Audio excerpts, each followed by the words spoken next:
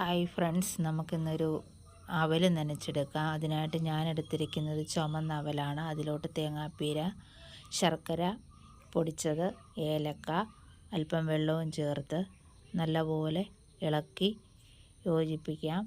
നല്ലപോലെ ഇളക്കി അത് എല്ലാം പിടിക്കത്തക്ക പോലെ ശർക്കരയും തേങ്ങാപ്പീരയും ഏലക്കാടെ എല്ലാം ഇതാ അവലിനകത്ത് നല്ലപോലെ പിടിക്കത്തക്ക പോലെ ഇളക്കി തത്തിപ്പൊത്തി ഞാനൊരു അരമണിക്കൂർ വെച്ചതിന് ശേഷമാണ് കഴിക്കുന്നത്. നല്ല ടേസ്റ്റായിരിക്കും. 4 മണിക്ക് പണ്ട് നമ്മൾ സ്കൂൾ പോയിട്ട് വിട്ടൊക്കെ വരുമ്പോൾ നമ്മുടെ അമ്മമാരുണ്ടാക്കി വെക്കുന്ന ആ ടേസ്റ്റ് ഓർത്തപ്പോൾ എനിക്കൊരു കൊതി ഇത് കഴിക്കാൻ. അങ്ങനെ കഴിഞ്ഞ ദിവസം അവൽ മേടിച്ചതാണ്. അതിലോട്ട് ഒരു പാളാന്തോടൻ പഴമാണ് ഞാൻ എടുത്തേക്കുന്നത്.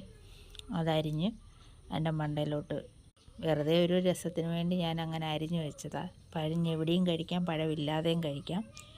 ഞാൻ പക്ഷേ ഈ പഴം കൂട്ടിയാണ് കഴിച്ചത്. നല്ല ടേസ്റ്റാണ്.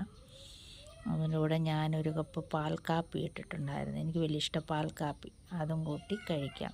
സ്വാദിഷ്ടമായ അവൽ നനച്ചത് റെഡി.